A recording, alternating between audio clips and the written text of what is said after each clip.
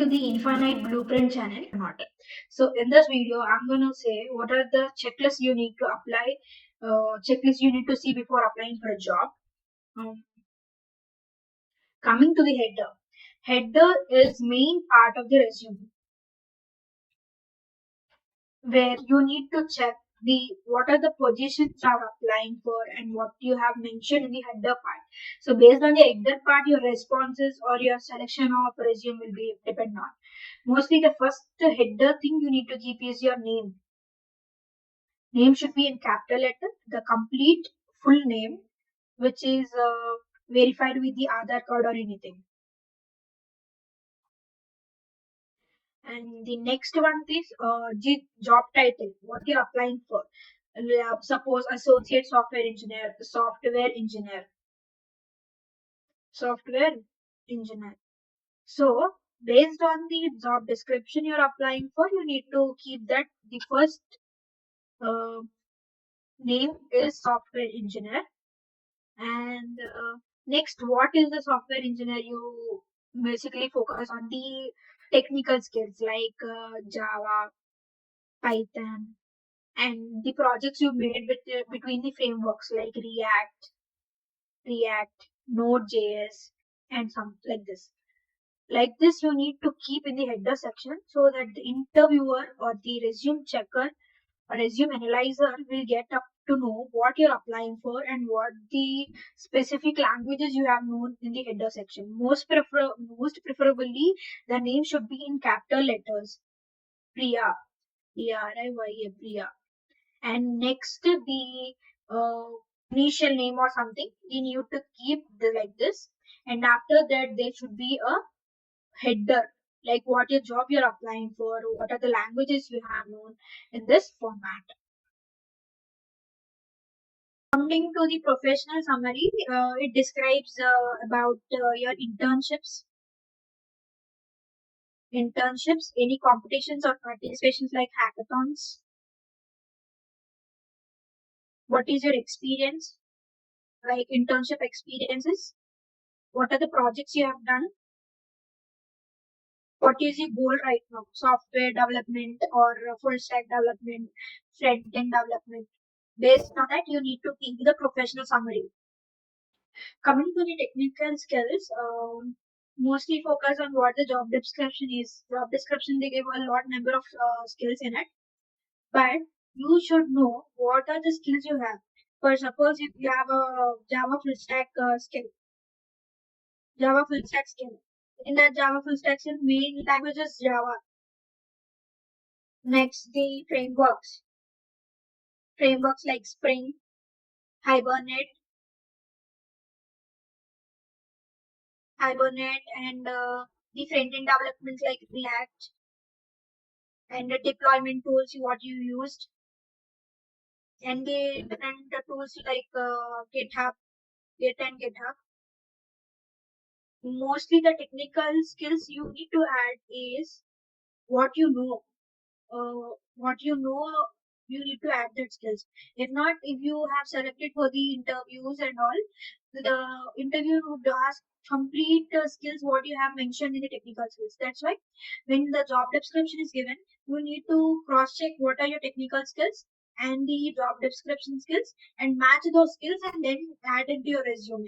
If not, the interviewer would ask what is the job description in that skills they have given. So the interviewer completely asks what you have mentioned in that skills. So you need to cross check the skills and then add into the technical skills in your resume. Coming to the projects, you mostly focus on the basic projects is nowadays is not okay for to get to MNC companies. So the most project you have to build is what is the problem statement we need to focus on. The problem statement, how do you get in a project? See, you need to get into a real world problems, then you need to build the websites or any kind of solutions within it. And the projects also should be a revenue part. Like if you build a to-do list, because it's already done, to-do list is already done. so it does not generate any revenue. So when you want to do a project, it should at least give some revenue so that the project is valid to the real world solutions. For suppose if you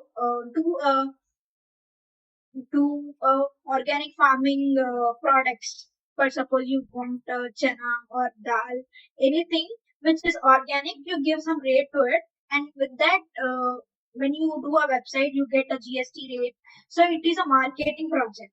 So there you can generate a revenue, so that everyone who is building websites need to know that when you do a project or anything which is used to others, then only it is considered as a project, and it is also generated as a plus point in your resume. Coming to the education part, mostly everyone is writing what university you have studied, how many years duration of the university, and what are the CGPA you got, and nextly what the course you have taken. So I just recommend you that mostly everyone is going in this way. So I want to just recommend you that keep your university name, what the courses you have done, your CGPA course, everything is needed.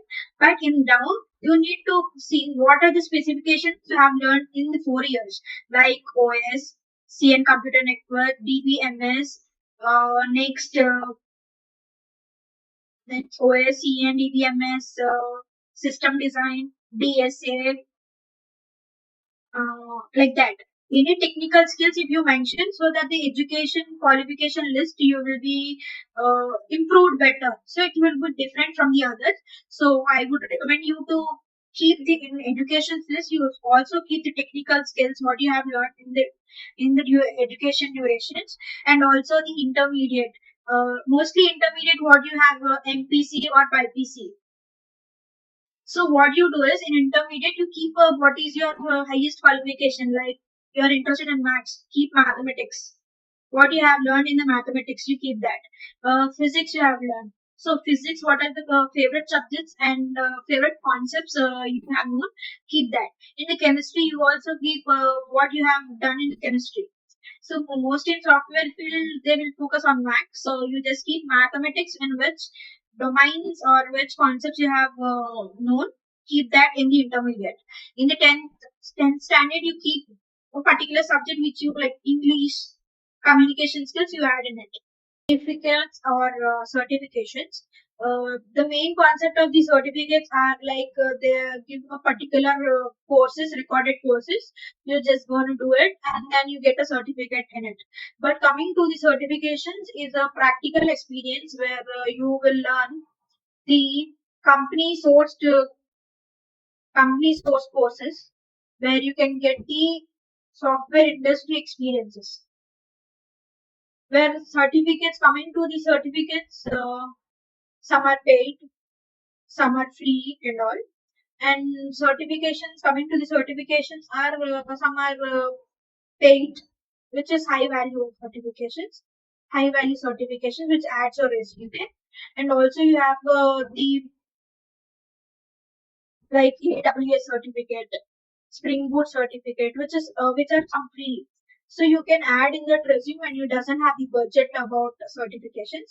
Mostly certificates or certifications depends on your skill, how much depthly you have learned. So based on that, you the resume get be shortlisted.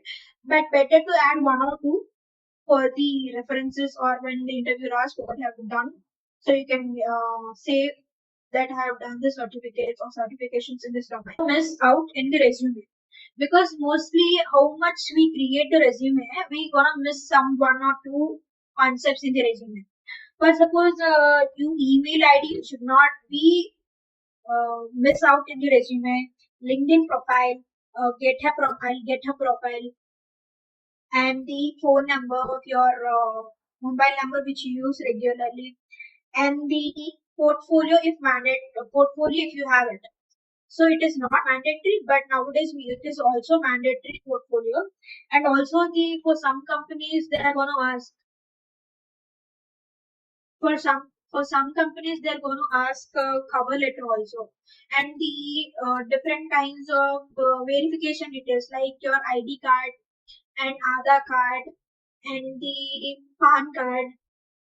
So make this keep it with you, because for your verification process when you apply for the jobs, and also the live deployment projects, because where the interview get impressed or the recruiter will impressed by seeing your resume's live development project links, and also GitHub links.